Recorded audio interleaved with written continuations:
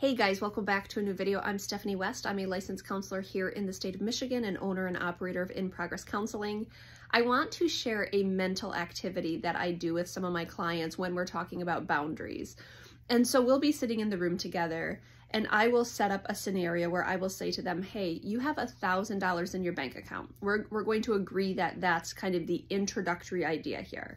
So you don't have more, you don't have less, you have $1,000. And I come to you, and let's say your name is Jean. I come to you and I say, Jean, could I borrow $50? And you're like, yeah, I mean, I like Steph and I trust Steph, and so here's $50. And then I say, oh, shoot, Jean, I was wrong. I actually need $150. I didn't realize there was stuff coming in. Could I borrow $150? And you start to see the first sign of wavering, but the client's typically like, I have $1,000, I could give you $150. And I'm like, oh, beans. I actually need $300. Is it too much to ask? You know I'm good for it. I'll probably pay you back eventually, you know, just you can trust me. And then I'll say, can I borrow $300? And typically they're like, well, I mean, I guess. And then I'm like, oh, wouldn't you know, I actually need $600. Now you have $1,000, so I know you can cover it. And there's this hesitation, but this kind of like, I guess I can, I think you're trustworthy. And there's this interesting kind of dynamic that starts to unfold between us as I'm pressing them more and more. And then we get to the point where I say, you were gonna give me $600 and that is so kind and so generous. I actually need $1,100. Can I have that? And the client's like, no, you can't have $1,100. I only have $1,000. And I'm like, but you can certainly sell a couple things. You could maybe borrow it from someone. I really need $1,100. And some of the clients will even be like, well, what do you need it for? To kind of figure out, can they help me out? Now, here's the clincher when we're having that discussion. I say to the clients, I say, why the dickens did you automatically agree to give me $50 and $150 and $300? And you knew you didn't want to, but you were going to give me $600. And it's only when I was going to take everything from you that you decided, no, I can't have your $1,000. And where we really have to tease it apart is saying to the clients, I asked you for $50. You have zero responsibility to me. In this room here, I am your therapist and I actually have a responsibility to you. But you're feeling by people pleasing, by trying to keep the peace, by not wanting someone to be upset with you, maybe by being extra generous, you're okay handing over your money to me when you have zero responsibility to me.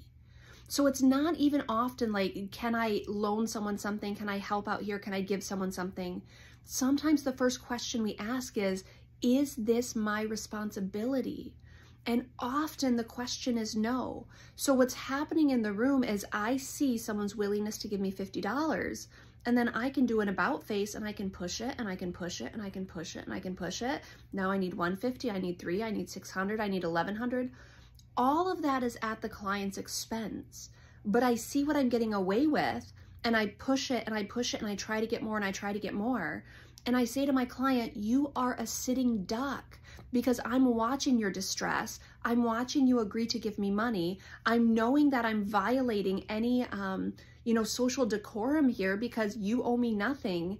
And yet you're willing to play along and you're willing to give me something at your own expense.